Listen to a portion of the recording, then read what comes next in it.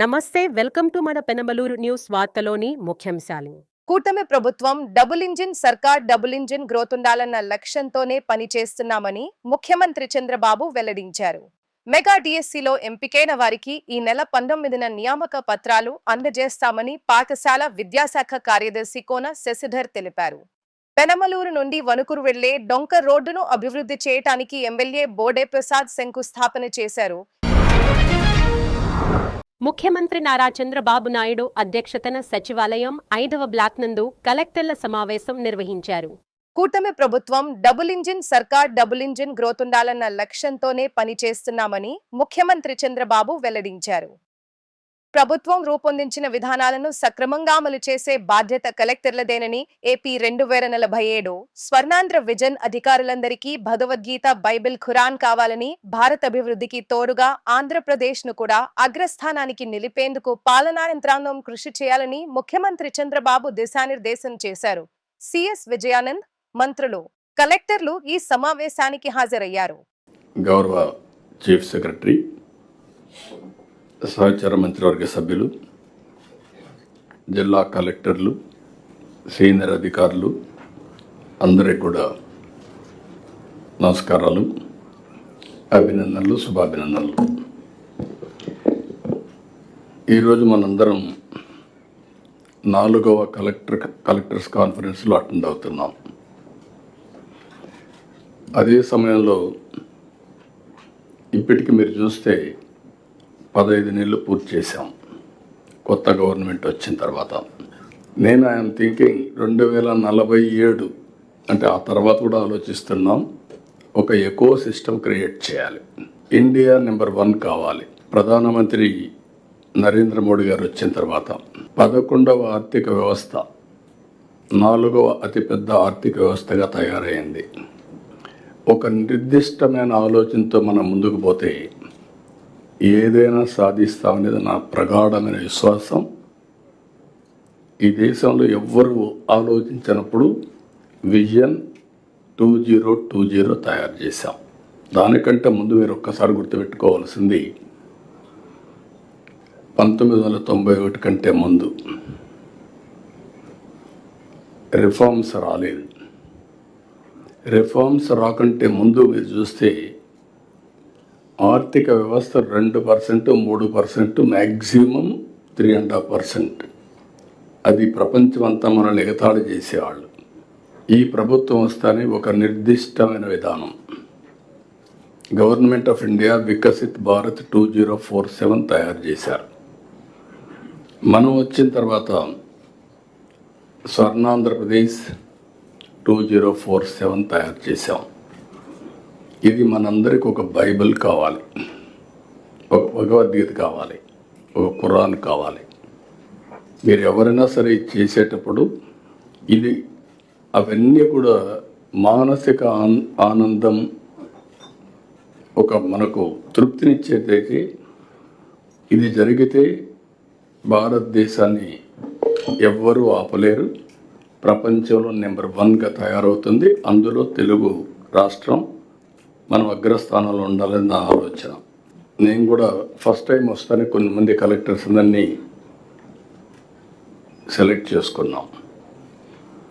ప్రాసెస్లో 1 సంవత్సరం చూసిన తర్వాత మళ్ళీ ఉండే వాళ్ళలో నేను ఒక ఆలోచన చేశాను. నేను చాలాసార్లు ప్రయత్నాలు చేశా, కానీ ఈసారి మాత్రం కొంచెం డెప్త్కి వెళ్తున్నాను. అందుకే చీఫ్ సెక్రటరీ దగ్గర నుంచి డీజీపీ దగ్గర నుంచి అందరిలో కూడా రైట్ మ్యాన్ రైట్ ప్లేస్ మనం పెట్టుకోగలిగితే అక్కడి నుంచి మన విజన్ కూడా, నేను అనుకున్న పనులు కూడా సుజావుగా జరుగుతాయనే ఉద్దేశంతో ఫస్ట్ ఆఫ్ ఆల్ నేను ముందు ఒక ప్రజాస్వామ్యంలో ఉన్నాను కాబట్టి మా ఎమ్మెల్యేల సెలక్షన్లో కూడా చాలా ఎక్సర్సైజ్ చేశాం. మంత్రుల సెలక్షన్లో కూడా చాలా ఎక్సర్సైజ్ చేసుకున్నాం. సామాజిక న్యాయాన్ని పరిగణిస్తూనే సమతుల్యంతో సమర్థత కూడా పెద్దపీటేసి ముందుకు పోతున్నాం. ఈరోజు మేము చేసిన పని మీరు గుర్తుపెట్టుకోవాలి. రిమైండ్ చేస్తున్నా మీకు, పొలిటికల్ గవర్నెన్స్ అన్నాం కాబట్టి ఇక్కడ ఎన్డీఏ గవర్నమెంట్ ఉంది, కేంద్రంలో కూడా ఎన్డీఏ గవర్నమెంట్ ఉంది. డబుల్ ఇంజన్ సర్కార్ డబుల్ డిజిట్ గ్రోత్. ఈరోజు మీరు చూస్తే హైయెస్ట్ గ్రోత్ రేట్ 10.5% ఫస్ట్ క్వార్టర్లో వచ్చాం. కానీ మన ఎయిమ్ అయితే ఇంకా ఎక్కువ ఉంది, ఉంది. అదే సమయంలో లాస్ట్ ఇయర్ 12% గ్రో అయ్యాం. 2047 వరకు 15% గ్రో కావాలని మన ఆలోచన. ఆర్థిక అసమానతలు తగ్గించేదానికి వెల్ఫేర్ ఇస్తూనే ఇంకొక పక్క P4 కూడా తీసుకొచ్చాం.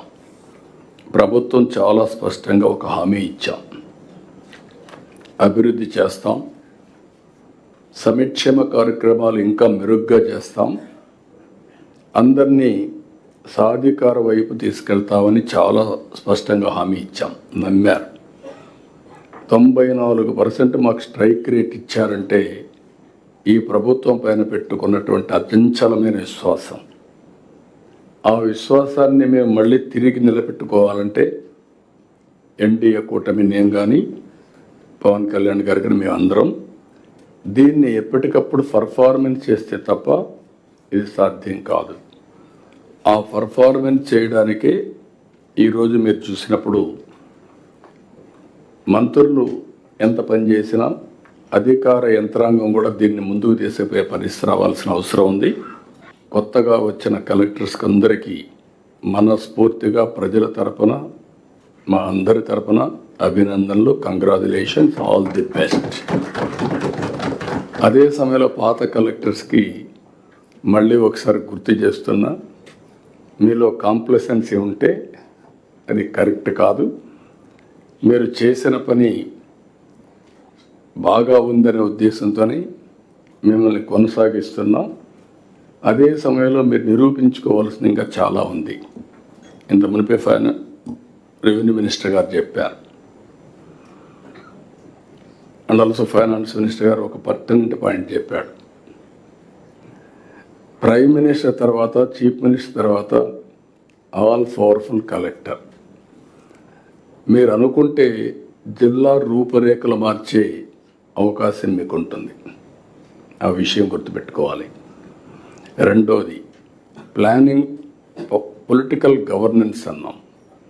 మీరు అడ్మినిస్ట్రేషన్ చేయగలుగుతారు, పొలిటికల్ మేనేజ్మెంట్ చేయాల్సింది ఈ పక్కుండే రాజకీయ నాయకులు చేయాలి, మంత్రులు చేయాలి. That is their duty. Policy ఇవ్వడమే కాకుండా ఆ పాలసీని లాస్ట్ మైల్కి ప్రజల్లోకి తీసుకుపోవడం, అమలు చేయడం, ప్రజల్ని ప్రిపేర్ చేయడం, పొలిటికల్ ఫోర్సెస్ ఏమైనా ఉంటే న్యూట్రలైజ్ చేయడం, సమర్థవంతంగా వాళ్ళని ఎదుర్కోవడం చేయాల్సిన బాధ్యత వీళ్ళందరిపైన ఉంది. ఈ రెండు విషయాలు మీరు గుర్తుపెట్టుకొని ముందుకు పోవాల్సిందిగా కోరుతున్నాం.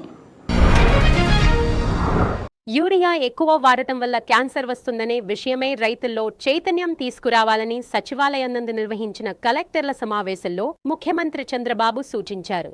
ఏపీలో క్యాన్సర్ టాప్ 5 రోగాల జాబితాలో ఉందని, యూరియా ఇదే విధంగా ఎక్కువ వాడకం కొనసాగితే క్యాన్సర్ లో నెంబర్ 1 స్థానానికి వెళ్లిపోతామని ముఖ్యమంత్రి చంద్రబాబు హెచ్చరించారు. వచ్చే ఏడాది నుంచి యూరియా ఎంతవరకు అవసరమో అంతవరకే బ్యాలెన్స్డ్ వాడేలా చూడాలని మైక్రో న్యూట్రియంట్స్ సప్లిమెంట్స్ కింద ఇవ్వాలని తెలిపారు. యూరియా ఎక్కువ వాడితే ఎక్కువ పంట వస్తుందనుకోవడం సరికాదన్నారు.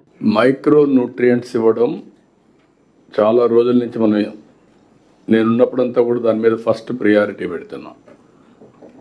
Body needs protein, carbohydrates, to certain extent fat and micronutrients. Same thing, land needs all micronutrients and balancing all factors. దాని బదులు మనం ఏం చేస్తున్నాం అంటే టు స్టిమ్యులేట్, మనుషులను స్టీరాయిడ్స్ వాడినట్టు యూరియా వాడుతున్నాం. That is the biggest problem. Urea వల్ల క్రాప్ ఎక్కువ వస్తుందని ఆశతో యూరియా వాడుతున్నారు. నేను చాలాసార్లు మీకు చెప్పాను, Punjab is a case study. పంజాబ్లో ఈరోజు 2 trains every day cancer patients it is carrying to Delhi. Cancer ఎక్కడైనా సరే కోరిలేషన్ మీరు వెళితే backward, either pesticides or urea, fertilizer, chemical fertilizer or pollution. These are all the reasons. మనం కూడా టాప్ 10 డిసీజెస్ చూస్తే top 10లో రెండోది అనుకుంటాను Cancer is the second biggest disease or third biggest in Andhra Pradesh, top 10 లో, 3-4 లో, top 5 లోనే వస్తుంది. 3 or 4 వచ్చే పరిస్థితి వచ్చింది. Tomorrow it will become number 1. ఇక్కడ ఎందుకు వేస్తున్నారు అన్నప్పుడు మనం సాయిల్ టెస్టింగ్ నుంచి వచ్చాం. బాడీ టెస్టింగ్ ఎట్లయితే మనం చేసుకుంటున్నామో సాయిల్ టెస్టింగ్ కూడా చేసి అక్కడి నుంచి సాయిల్ని బ్యాలెన్స్ చేయాలి విత్ మైక్రో న్యూట్రియంట్స్. ఇప్పుడు డ్రై కెమిస్ట్రీ కూడా వెళ్తున్నాం మనం. సెటిలైట్ మన ఒక అతను వచ్చాడు, కొత్తగా ఒక స్టార్టప్ కంపెనీ పెట్టాడు. Is doing extremely well.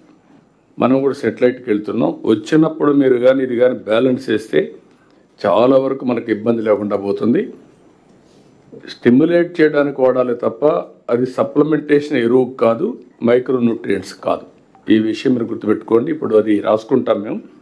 Next year నుంచి ఎంతవరకు అవసరమో ఇట్ ఈస్ ఏదో కొద్దిగా ఇస్తున్నాను కాదు, సాయిల్ ఫెర్టిలిటీని బట్టి డెఫిషియన్సీస్ బట్టి మైక్రో న్యూట్రియంట్ సప్లిమెంట్ చేయాలి. ఇక్కడ వచ్చిందంటే ఫార్మర్స్ అది చేయడం లేదు.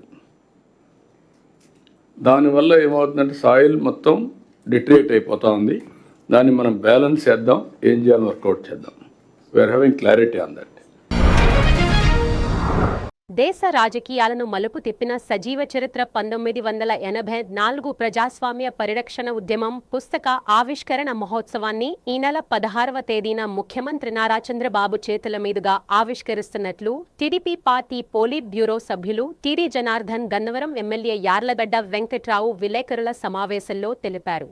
పెనమలూరు నియోజకవర్గం పోరెన్కిలోని మురళి రిసార్ట్స్ నందు విలేకరుల సమావేశం నిర్వహించారు. ఈ సమావేశంలో సీనియర్ పాత్రికేయుడు రచయిత విక్రమ్ పూల, ఎన్టీఆర్ లిటరేచర్ కమిటీ అధ్యక్షులు, తెలుగుదేశం పార్టీ పోలిట్ బ్యూరో సభ్యులు టీడీ జనార్దన్ మాట్లాడుతూ దేశ చరిత్రలో మర్చిపోలేని మహా సంఘటన 1984 ఆగస్టులో రాష్ట్రంలో జరిగిన ప్రజాస్వామ్య పరిరక్షణ ఉద్యమాన్ని పుస్తక రూపంలో ఆవిష్కరిస్తున్నట్లు తెలిపారు. ఈ కమిటీని మేము మిత్రులంతా కలిసి కొన్ని సంవత్సరాల క్రితం ఏర్పాటు చేసి అన్న ఎన్టీఆర్ గారి భావజాలం భావితరాలకు అందజేయటం కోసం కృషి చేయటం జరుగుతుంది. అందులో భాగంగానే మీకు తెలుసు, పూర్వం మనం అనుమోల్ గార్డెన్స్లో ప్రోగ్రాం చేశాం, ఆ తర్వాత హైదరాబాద్లో చేశాం, ఆ తర్వాత అన్నగారి లిటరేచర్ని కూడా చారిత్రక ప్రసంగాలు, అసెంబ్లీ ప్రసంగాలు, అలానే సకపురుషుడు ఒక స్పెషల్ ఇష్యూ తెచ్చాం. ఆయన ఇంటర్వ్యూలతో తారక రామం అనేటటువంటి బుక్ తీసుకొచ్చాం. ఇప్పుడు 5వ బుక్ రచించటం జరిగింది. ప్రధానంగా నాకు చిన్ననాటి మిత్రులు విక్రమ్ గారు దీనికి నడుం కట్టి అన్నగారు లిటరేచర్ అంతా రాస్తూ ఉన్నాడు. మేము ఈ ప్రయత్నంలో ఆలోచిస్తే ఆ రోజు జరిగినటువంటి ప్రజాస్వామ్య పరిరక్షణోద్యమం 1984లో అది దేశ రాజకీయ చరిత్రలో ఒక మలుపు. అప్పటి వరకు ఏ ఒక్క ముఖ్యమంత్రి కూడా దిగిపోయిన వాళ్ళు తిరిగి ముఖ్యమంత్రి కాలేకపోయారు. అదే ప్రయత్నం ఎన్టీ రామారావు గారు రాజకీయాల్లోకి వచ్చి పార్టీ పెట్టి బ్రహ్మాండంగా ఆంధ్రప్రదేశ్లో తెలుగువాడి ఆత్మగౌరవాన్ని ప్రకాశింపజేస్తూ పేదలకు సంక్షేమం, రైతాంగానికి సంక్షేమం, అట్లనే అభివృద్ధి కార్యక్రమాలు, సాగునీటి కార్యక్రమాలు చేస్తూ మంచి పరిపాలన రామరాజ్యంలాగా జరుగుతూ ఉంటే ఇక్కడ కూడా వారు ముఖ్యమంత్రిని డిస్మిస్ చేయడానికి ప్రయత్నం చేశారు. అది కూడా ఆయన అమెరికా వెళ్ళిన సమయంలో గుండె ఆపరేషన్ చేయించుకోవటానికి ఇక్కడ దొంగ చాటున దొంగ దెబ్బతీశారు. ఆయన్ని డీస్టెబిలైజ్ చేయటానికి కుట్ర జరిగింది. అప్పుడు హుటాహుటీన ఆయన తిరిగి ఇక్కడికి రావటం, వచ్చిన తర్వాత గవర్నర్ దగ్గరికి వెళ్ళటం, మెజారిటీ ఉన్నా కూడా నిరూపించుకోవటానికి 48 గంటలు అడిగితే ఇయ్యల. తర్వాత ఆయన్ని డిస్మిస్ చేసి వాళ్ళకి నెల రోజులు టైం ఇచ్చారు కాంగ్రెస్ పార్టీకి రుజువు చేసుకోవటానికి.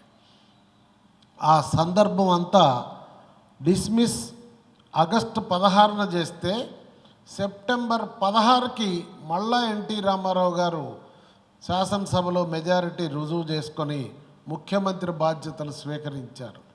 ఇది భారతదేశ రాజకీయాల్లో ఒక చరిత్రాత్మకమైనటువంటి ఘట్టం.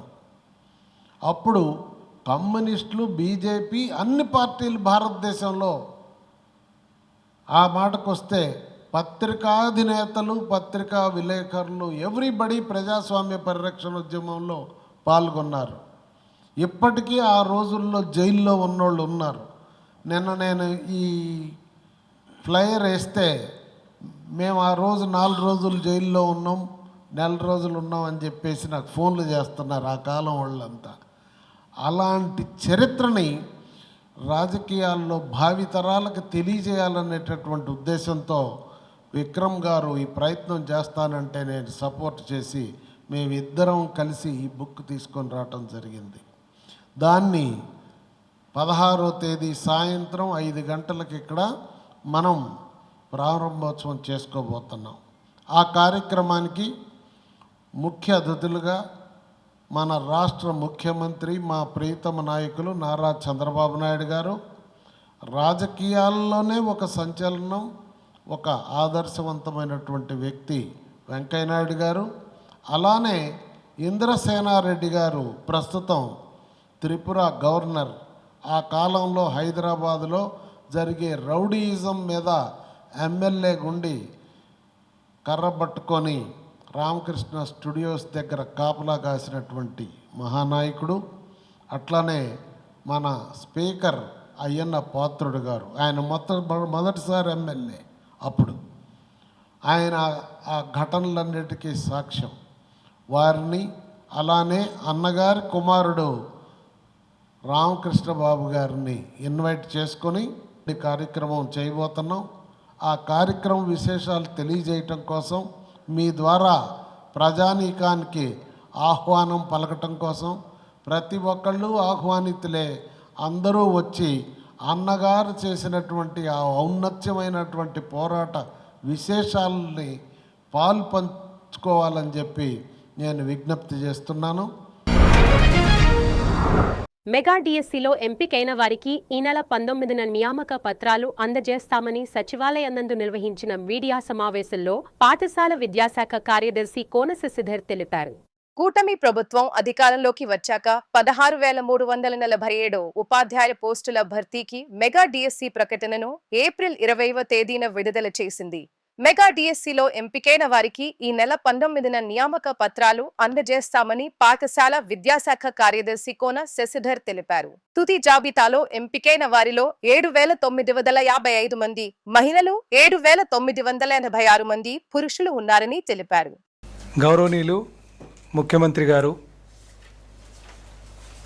ఛార్జ్ తీసుకున్న తర్వాత చేసిన తొలి సంతకం డిఎస్సి నోటిఫికేషన్ మీద, అలాగే మా మంత్రివర్యులు నారా లోకేష్ గారు కూడా చేసిన తొలి సంతకం డిఎస్సి పర్మిట్ చేస్తూ వారు ఉత్తర్వులివ్వటము.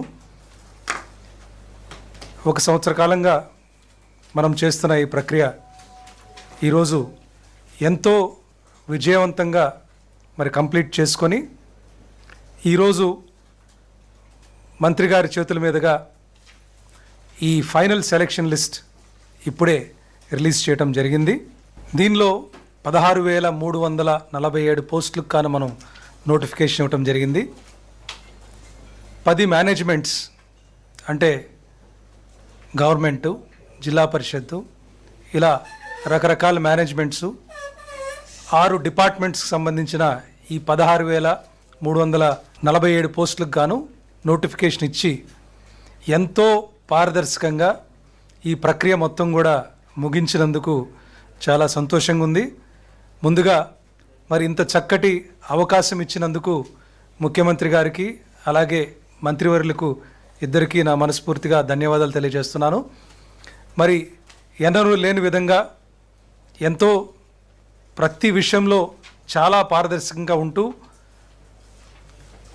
డిపార్ట్మెంట్ మొత్తం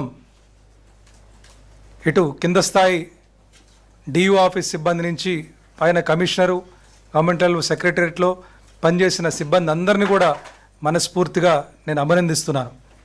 ఈ ఎగ్జామ్కి సంబంధించి చూస్తే మొత్తం 5,77,675 అప్లికేషన్స్ మనకు రావటం జరిగింది. దాంట్లో క్యాండిడేట్స్ అంటే కొంతమంది మోర్ దెన్ 1 అప్లికేషన్ కూడా పెడతారు కాబట్టి 3,36,300 మనకి క్యాండిడేట్స్ ఉన్నారు. దీనికి 80% కంప్యూటర్ బేస్డ్ టెస్ట్, అలాగే 20% టెట్ మనం ఆల్రెడీ అనౌన్స్ చేసినట్టుగానే ఇది ఫాలో అయ్యాము. మరి ఎంతో పారదర్శకంగా మనం ఎగ్జామ్ సెంటర్స్ అన్నిట్లో కూడా పూర్తి చేసుకున్న తర్వాత కీ రిలీజ్ చేసేటప్పుడు కూడా అందరికీ తెలిసే విధంగా ముందు డ్రాఫ్ట్ కీ పబ్లిష్ చేసి ఆ కీ మీద మనం దాదాపు 1,40,000 అబ్జెక్షన్స్ వచ్చినా వాటన్నిటి కూడా కూలంకుషంగా పరిశీలించి ఫైనల్ కీ కూడా రిలీజ్ చేయడం జరిగింది. మరి ఈరోజు నేను మీకు తెలియజేస్తుంది ఏంటంటే 16,347 పోస్టులు నోటిఫై చేస్తే ఈరోజు సెలక్షన్ లిస్ట్లో 15,941 పోస్టులకి మనం అపాయింట్మెంట్ లెటర్స్ ఇస్తున్నాము. 406 పోస్టులకి ఆ రోస్టర్కి సంబంధించిన క్యాండిడేట్స్ లేకపోవడం వల్ల ఇది క్యారీ ఫార్వర్డ్ వేకెన్సీ కింద మనం తీసుకుంటాము. ఈరోజు ఎవరైతే మరి సెలక్షన్ లిస్ట్లో పేర్లు ఉన్నాయో ఈ అభ్యర్థులందరిని కూడా మనస్ఫూర్తిగా నేను అభినందనలు తెలియజేస్తున్నాను. నేను విద్యాశాఖలోకి వీళ్ళందరిని కూడా మరి స్వాగతిస్తున్నాను. అలాగే మిగతా శాఖల్లో కూడా వాళ్ళని స్వాగతిస్తున్నాము. మరి ఒక శుభ పరిణామం ఏమిటంటే ఈరోజు ఎవరైతే ఈ ఫైనల్ సెలక్షన్ లిస్ట్లో ఉన్నారో 15,941 క్యాండిడేట్స్, దాంట్లో 7,955 మహిళలు ఉన్నారు, 7,986 పురుషులు ఉన్నారు. అంటే లేడీస్ 49.9%, మెన్ వచ్చి 50.1%. అంటే సమానంగా మహిళలు ఆల్మోస్ట్ 50-50 రావటం చాలా సంతోషంగా ఉంది. వీళ్ళందరికీ కూడా 19న ఈ నెల 19వ తారీఖున ముఖ్యమంత్రి గారి చేతుల మీదుగా, అలాగే మరి ఉప ముఖ్యమంత్రి, మా మంత్రి గారు, మిగతా మంత్రివర్యులు, శాసనసభ్యులు అందరూ సమక్షంలో ఒక పండుగ వాతావరణంలో అందరికీ అపాయింట్మెంట్ లెటర్స్ అందించడం జరుగుతుంది. వీళ్ళకి ఎవరైతే సెలెక్ట్ అయ్యారో ఈ క్యాండిడేట్స్, వీళ్ళకి ఈ నెల 22 నుంచి 29 వరకు అలాట్ అయిన జిల్లాల్లో వాళ్ళకి ట్రైనింగ్స్ కూడా ఏర్పాటు చేయడం జరుగుతుంది. ఆ ట్రైనింగ్స్లోనే కౌన్సిలింగ్ కూడా చేసి వాళ్ళకి ప్లేస్ ఆఫ్ పోస్టింగ్స్ కూడా ఇవ్వటం జరుగుతుందని చెప్పి మీకు తెలియజేస్తున్నాను. ఏదైతే 406 ఫిల్ కాలేదో అవి నెక్స్ట్ డిఎస్సికి తీసుకొని వెళ్ళటం జరుగుతుంది. మా మంత్రి గారు ఇదివరకే అనౌన్స్ చేసినట్టుగా ప్రతి సంవత్సరం వేకెన్సీ పొజిషన్ చూసుకొని అవసరాన్ని బట్టి డిఎస్సి ఎవ్రీ ఇయర్ కండక్ట్ చేస్తామని కూడా మంత్రి గారు ఆల్రెడీ అనౌన్స్ చేశారు. నెక్స్ట్ టెట్ కూడా నవంబర్లో ఉంటుంది కాబట్టి మరి అభ్యర్థులందరూ కూడా దానికి ముందుగానే తయారవ్వాల్సిందిగా విజ్ఞప్తి చేస్తూ మరి అందరికి కూడా ధన్యవాదాలు తెలియజేసుకుంటూ సెలవు తీసుకుంటాను. Thank you. పెనమలూరు మండలం వణుకురు గ్రామం నందు రోడ్డు శంకుస్థాపన కార్యక్రమంలో పెనమలూరు నియోజకవర్గ శాసనసభ్యులు బోడే ప్రసాద్ పాల్గొన్నారు. పెనమలూరు నుండి వణుకురు వెళ్లే డొంక రోడ్డును అభివృద్ధి చేయటానికి ఎమ్మెల్యే బోడే ప్రసాద్ శంకుస్థాపన చేశారు. ఈ సందర్భంగా ఎమ్మెల్యే బోడే ప్రసాద్ మాట్లాడుతూ 1,80,00,000 రూపాయల నాబార్డ్ నిధులతో రోడ్డును నిర్మిస్తున్నట్లు తెలిపారు. త్వరలోనే గోశాల నుండి మద్దూరు రోడ్డుకు కూడా టెండర్లు పిలవబోతున్నట్లు ప్రకటించారు. ఈ కార్యక్రమంలో వణుకూరు గ్రామ సర్పంచ్ విజయరామలక్ష్మి, మారపూడి ధనకోటేశ్వరరావు, తెలుగుదేశం మండల పార్టీ అధ్యక్షులు కోయ ఆనంద్ ప్రసాద్, సంగపు రంగారావు, అనుములు ప్రభాకర్, కొమ్మినేని శ్రీనివాసరావు, విజయేంద్ర, లింగాల భాస్కర్, సుంకర రమేష్, పులి విజయ్, బుడుగు సాంబశివరావు, పిడికిట శ్రీనివాసరావు, కాసర్నేని రాము, డిఈ రాజశేఖర్ రెడ్డి, ఏఈ రాఘవేందర్ రెడ్డి, కూటమి నాయకులు, కార్యకర్తలు తదితరులు పాల్గొన్నారు. ఈరోజు పెనమలూరు నుంచి వణుకూరు గ్రామానికి వచ్చే కనెక్టివిటీ రోడ్డు, డొంక రోడ్డు నాబార్డు కింద 1,80,00,000తోటి శాంక్షన్ చేయించడం జరిగింది. అది శంకుస్థాపన చేయటం జరిగింది. అలాగే గోశాల సెంటర్ నుంచి మద్దూరు దాకా తొందరలోనే టెండర్లు పిలవబోతూ ఉన్నారు. ఆ పనులు కూడా ప్రారంభించబోతూ ఉన్నాం. దాదాపుగా 7-8 సంవత్సరాల నుంచి ప్రజలు ఇబ్బంది పడుతూ ఉన్నారు. రోడ్డు పూర్తి అధ్వాన పరిస్థితికి చేరుకుంది. గత ప్రభుత్వంలో ఏమాత్రం కూడా నిధులు కేటాయించకపోవటం, మరలా ఇప్పటికే సంవత్సరన్నర పూర్తవడంతో దీనిపైన అనేక మార్లు ముఖ్యమంత్రి గారితో కూడా మాట్లాడి త్వరలోనే టెండర్లు పిలవబోతూ ఉన్నారు. ఆ పనులు కూడా ప్రారంభించబోతూ ఉన్నాం.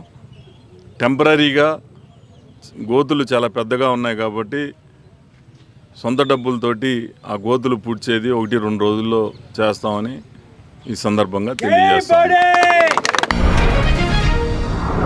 వార్తలు ముగించే ముందు ముఖ్యాంశాలు మరోసారి.